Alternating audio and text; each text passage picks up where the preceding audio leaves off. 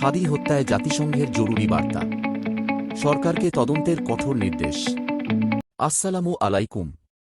ইনকিলাব মঞ্চের মুখপাত্র ও জুলাই গণঅভ্যুত্থানের অন্যতম নেতা শরীফ ওসমান হাদির মৃত্যুতে এবার নড়েচড়ে বসল আন্তর্জাতিক মহল। হাদি হত্যার ঘটনায় গভীর উদ্বেগ প্রকাশ করেছে জাতিসংঘ।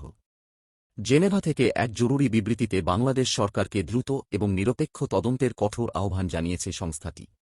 শুক্রবার ১৯ ডিসেম্বর জাতিসংঘের মানবাধিকার বিষয়ক হাই কমিশনার ফলকার তুর্ক এক বিবৃতিতে জানান, ছাত্রজনতার গণান্দোলনের এই বিশিষ্ট নেতার হত্যাকাণ্ডে তিনি গভীরভাবে মর্মাহত।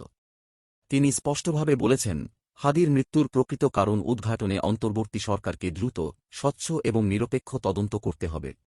ফলকার তুর্ক জোর দিয়ে বলেন, দোষীদের যথাযথ আইনি প্রক্রিয়ার মাধ্যমে জবাবদিহিতার আওতায় আনতে হবে। কোনোভাবেই যেন এই বিচার প্রক্রিয়া প্রশ্নবিদ্ধ না হয়, সেদিকে নজর দেওয়ার আহ্বান জানিয়েছে জাতিসংঘ। বিবৃতিতে মানবাধিকার কমিশনার দেশবাসীকে শান্ত থাকার অনুরোধ জানিয়েছেন।